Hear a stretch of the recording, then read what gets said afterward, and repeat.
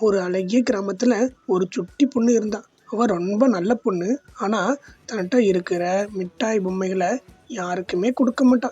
தனக்குன்னே வச்சுப்பா. ஆனா ஒரு நாள் அவ தோட்டத்துல போகும்போது ஒரு அதிசயமான விதைய பார்க்கறா. ஆஹா, இது ரொம்ப அழகா இருக்கே அப்படின்னு யோசிச்சுக்கிட்டே எடுத்து யோசிக்கிறா.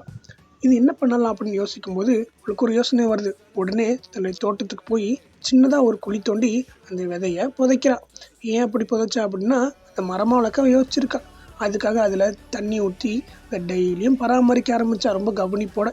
அதுக்கப்புறம் அந்த விதை ஒரு செடியா மாறிச்சு. அதையும் அவன் கண்ணும் கருத்துமா பாதுகாத்து வந்தா. ரொம்ப நாளுக்கு அப்புறம் அந்த செடி மரமாகி நிறைய தங்க கனிகளை கொடுத்துச்சு.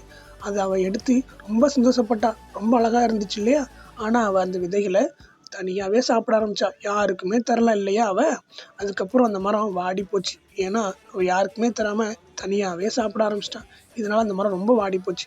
அதுக்கப்புறம் ஒரு நாள் ஒரு குருவி வந்து, நீ தனியா சாப்பிட்றது நல்லது இல்லை, மற்றவங்க கொடுத்து சாப்பிடணும் அப்படி சொன்னுச்சு. அதுக்கப்புறம் அவ தன்னுடைய பழங்களை மற்றவங்களும் கொடுத்து சாப்பிட்டா. மரமும் செழிப்பாச்சு. அங்க இருக்கிற குருவி சந்தோஷமாச்சு. எல்லாரும் ஒண்ணா சந்தோஷமா ஆடினாங்க. இதுலேருந்து என்ன தெரிஞ்சுக்கிறோம்? கொடுத்து சாப்பிட்றது ரொம்பவே நல்ல விஷயம்.